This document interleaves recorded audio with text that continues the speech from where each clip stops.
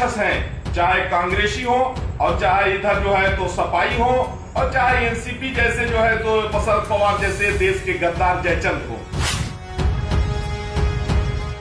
राम मंदिर निर्माण को लेकर एक तरफ जहां अयोध्या में तैयारियों की चर्चा है, वहीं दूसरी तरफ विपक्षी दलों को बीजेपी और मोदी सरकार की ये सफलता हो सकता है रास न आए।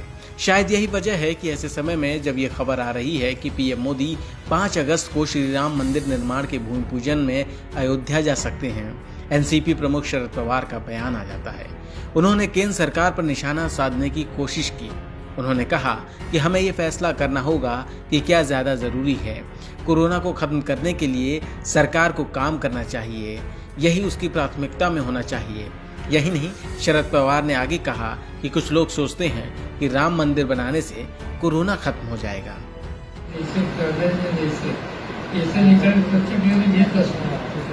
आम्हाला असं वाटतं की कोरोनामध्ये सापडलेले लोक त्याला कसं बाहेर काढायचं, त्या कामाला आपण काढणार नाही।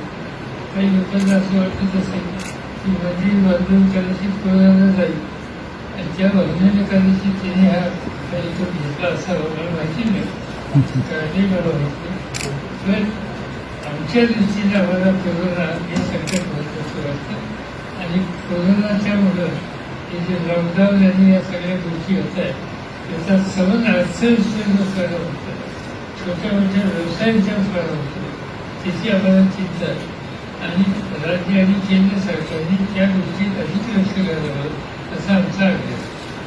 दिल्लीमध्ये याच्या आठवड्यातच जाऊन या ठिकाणी खासदार पक्ष विभागाचे आहेत, एक आहे आणि आमचे बाकीचे सहकारी यावरती जिथं बोलायचं असेल त्या ठिकाणी बोलू आणि त्या आर्थिक संकटातून लोकांना बाहेर काढायला मी हात घालू। शरद पवार के इस बयान से संत समाज आहत है।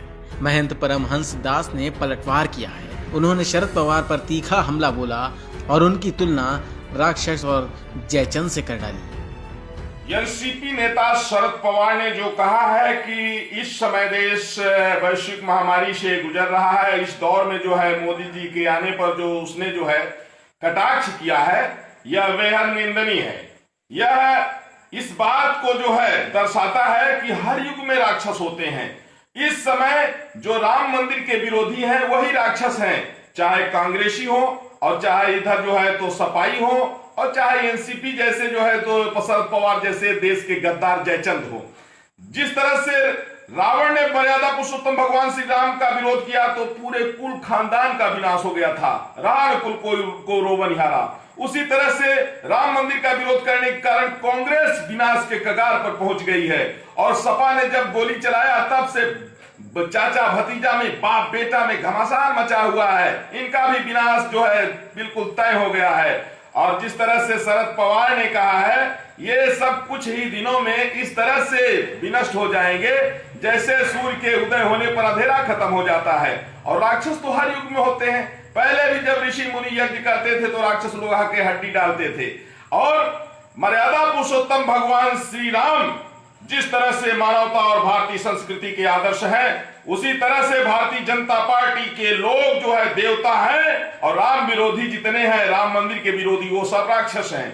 अब मोदी जी के नेतृत्व में पुनः भारत जो है एक बार राक्षसों से विहीन होने जा रहा है। जैसे भगवान ने दोनों भुजा उठा के प्रण किया था कि राक्षसों से विहीन करने के लिए धरती, उसी तरह से गद्दारों से और जो भी देश विरोधी है, देश विरोधियों से, आतंकवादियों से पुनः जो है एक बार यह धरा मुक्त होने जा रही है मोदी जी के नेतृत्व में। तो ये शरद पवार जैसे जो लोग हैं, ये इनको कालनेमी कहिए, राक्षस कहिए, निकृष्ट कहिए, जयचंद कहिए, गद्दार कहिए, जो कुछ भी कहेंगे उससे भी ज्यादा निकृष्ट शरद पवार है। ऐसे लोगों की बातों को नजरअंदाज करके और भारतीय जनता पार्टी के लोग जो हैं ये देवता हैं।